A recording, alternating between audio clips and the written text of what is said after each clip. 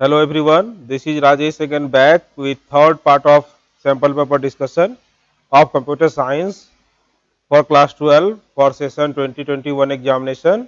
In first two part we have discussed about how the questions will be divided into different sections, subsections, because we already know that questions pattern will be different this time. So that is one of the important thing that we discussed in part 1, and second part we discussed we started discussing about questions of part 1 section 1. We have discussed about questions up to question number 15, and today we are going to start discussion from question number 16, and we will be discussing the related topics in between which will come. So here is a video we are going to start. Question number 16 is saying identify the valid declaration of L. अब L का valid declaration बताना है। L आपको देखिए किस type से बनाया है। आप देखेंगे कि L को जब डिक्लेयर किया है यहाँ तो स्टार्ट किया है स्क्वायर ब्रैकेट से और स्क्वायर ब्रैकेट से बंद किया है। तो आपको पता होगा कि स्क्वायर ब्रैकेट से यदि हम किसी भी डाटा टाइप को स्टार्ट कर रहे हैं तो ये एक लिस्ट डिक्लेरेशन है। स्ट्रिंग को स्टार्ट करेंगे सिंगल कोट्स डबल कोट से, लिस्ट को स्टार्ट करेंगे स्क्वायर ब्रैकेट से, कर्ली ब्रेसेस से स्टार्ट करेंगे डिक्शनरी को, और नॉर्मल पैरेंथेसिस से स्टार्ट करेंगे टपल को। तो कैसे पता चलेगा कि ये एक लिस्ट ही है, उसके लिए आपके पास क्या तरीका है, आप इडले प्रॉम्प्ट खोलेंगे और आप वहां पे लिस्ट को डिक्लेयर करेंगे एज ए लिस्ट। अभी देखते हैं कि लिस्ट फॉर्मेट में है या नहीं, उसके लिए we are having the function called type. तो अभी उसी टाइप फंक्शन में हम लोग पास करेंगे इस एल को, and then will see it's working और नॉट। तो here we go, we are going to declare L equals to mon, then comma, then 23, comma, hello, comma, 60.5, and then square bracket close. If you print L, you will be getting value printed like this, and you will say type L. जैसे आप type L करेंगे, you will be getting the किस class का है, तो यहाँ आपको मिला लिस्ट। तो ये आपसे इस तरह से प्रूफ होता है कि जो डिक्लेरेशन है वो लिस्ट ही है। आपको टपल के लिए भी एक बार दिखा ही देते हैं। जैसे आपने यदि यहाँ L के बदले इसको L को ही आपने स्क्वायर ब्रैकेट के बदले पैरेंथेसिस से स्टार्ट किया है, तो you will be seeing that type then L you will do, you will get tuple. आपको पता चल गया कि डिक्लेरेशन में यदि आपने स्क्वायर ब्रैकेट यूज किया है तो यह है लिस्ट। आगे बढ़ते हैं, क्वेश्चन नंबर, इसका आंसर होगा डी व्हिच इज लिस्ट।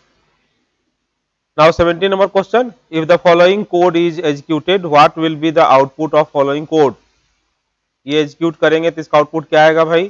तो कह रहा है नेम है जिसमें कंप्यूटर साइंस में पाइथन लिख, और आपको प्रिंट करना है नेम का वैल्यू नंबर 3 से लेके 10 तक। तो लिस्ट ये स्ट्रिंग स्लैशिंग है, और स्ट्रिंग स्लैशिंग के केस में आपको पता होता है कि स्ट्रिंग का इंडेक्सिंग 0 से स्टार्ट होता है एंड -1 तक जा रहा होता है।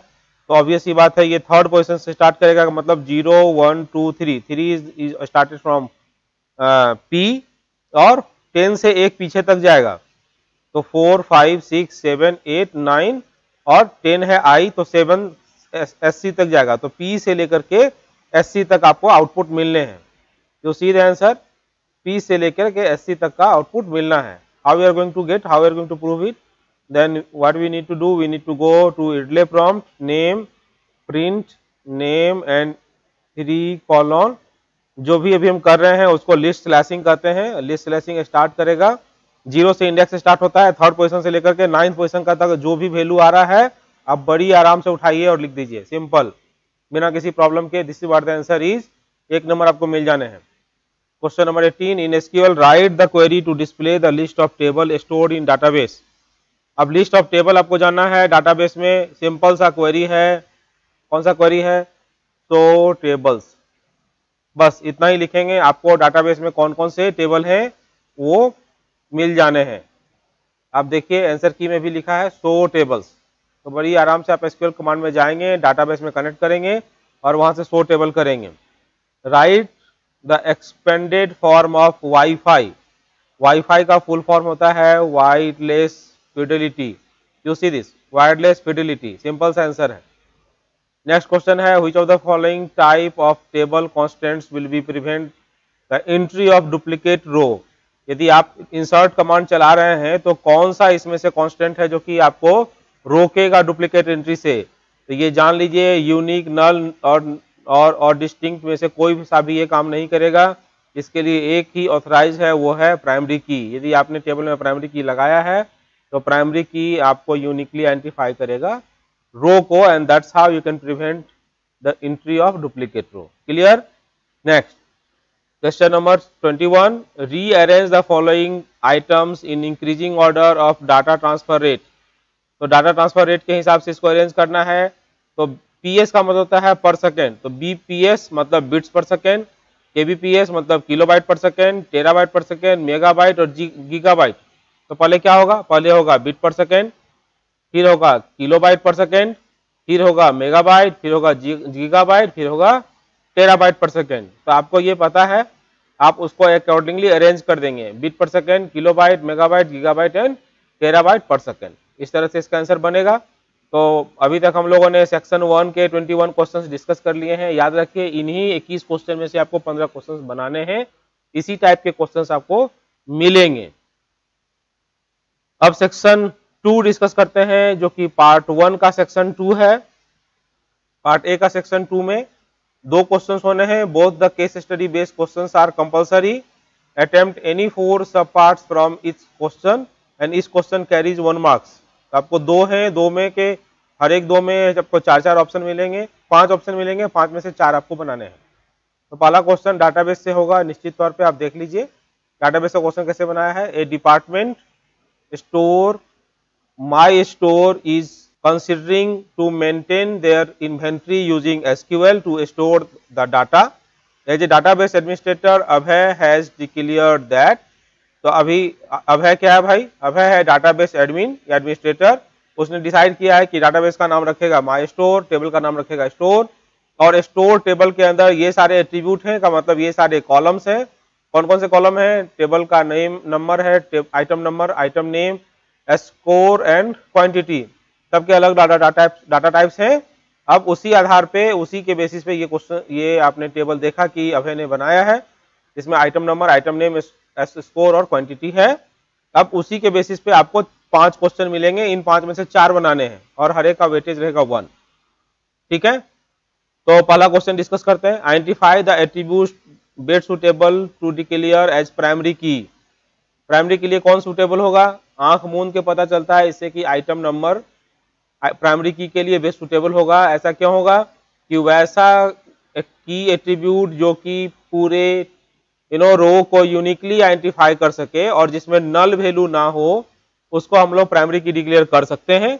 आप यदि देखेंगे तो आइटम नंबर इसका एक बढ़िया एग्जांपल हो सकता है, इसमें कोई भी की डुप्लीकेट नहीं है, तो हम लोग आइटम नंबर डिक्लेयर करेंगे एज ए प्राइमरी की।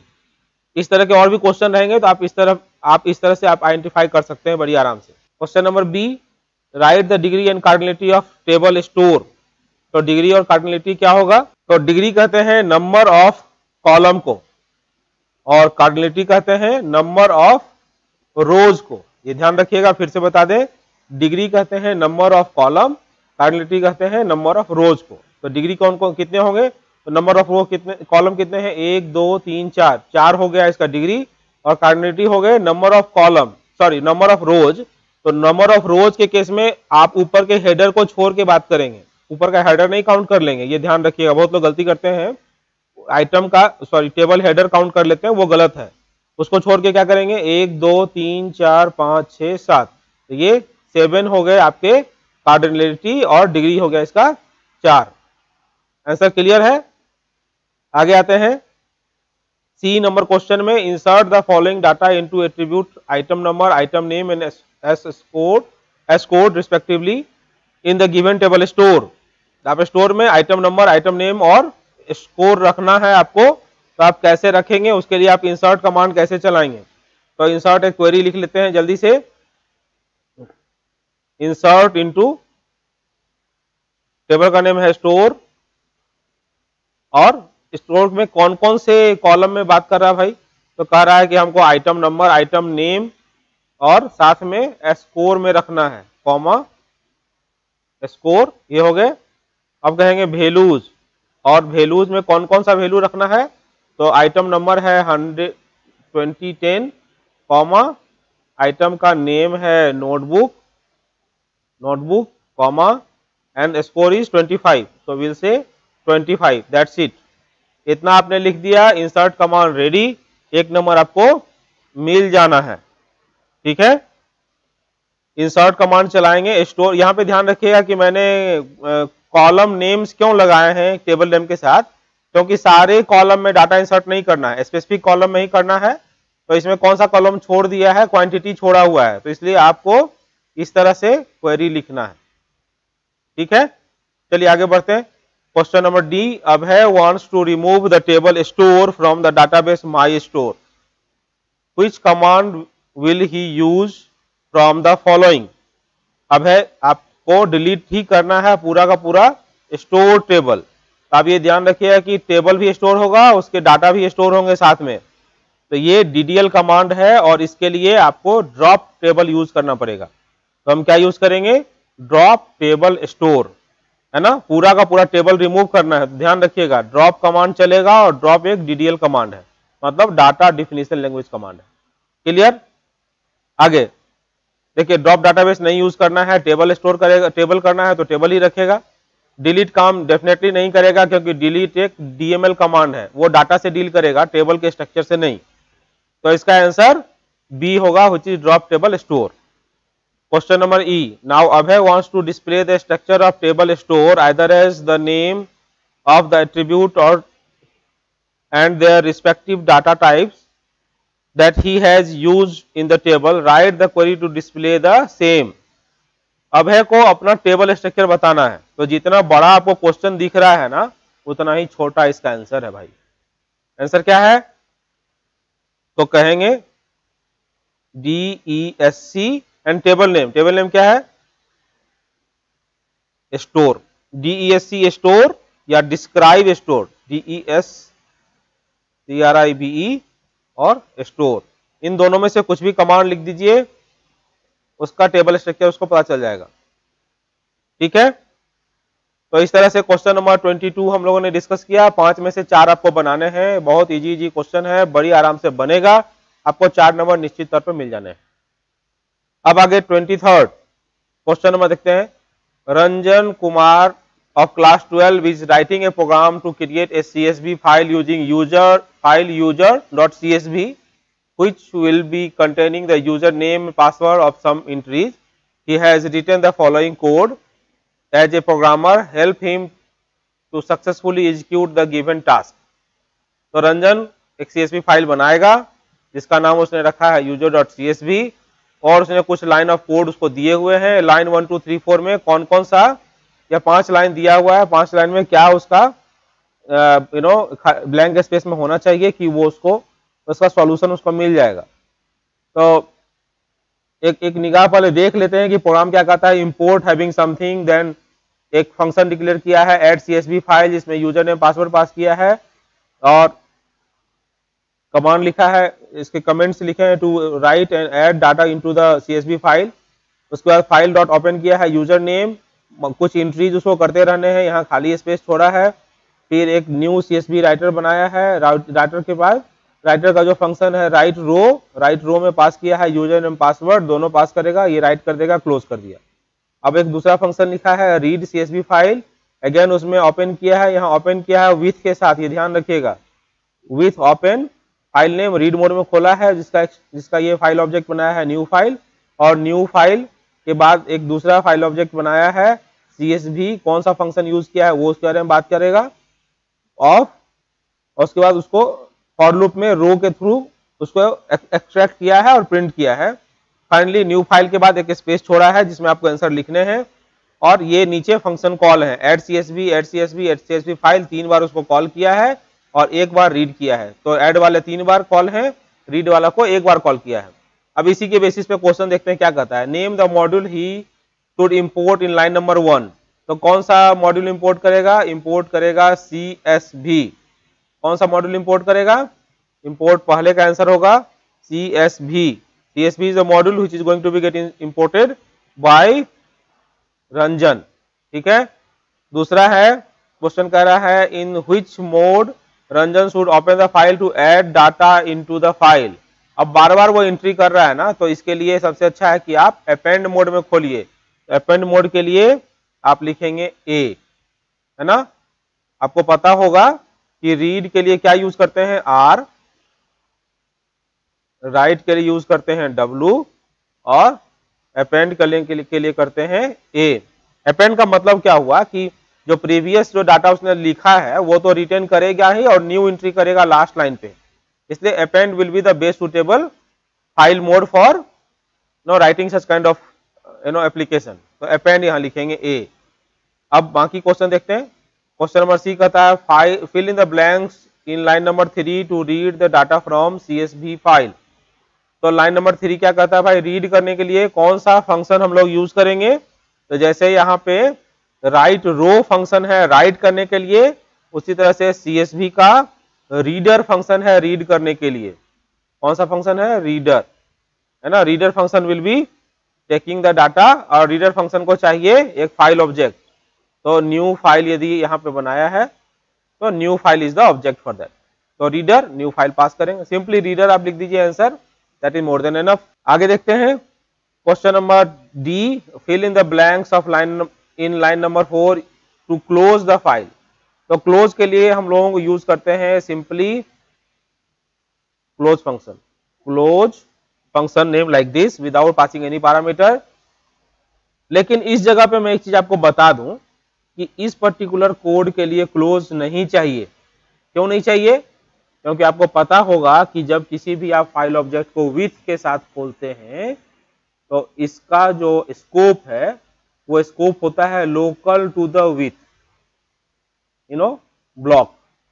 तो विथ ब्लॉक के अंदर के बाहर जैसे ही निकलेगा न्यू फाइल उसको मिलना ही नहीं है, तो न्यू फाइल डॉट क्लोज होगा नहीं, किसी हालत में नहीं होगा।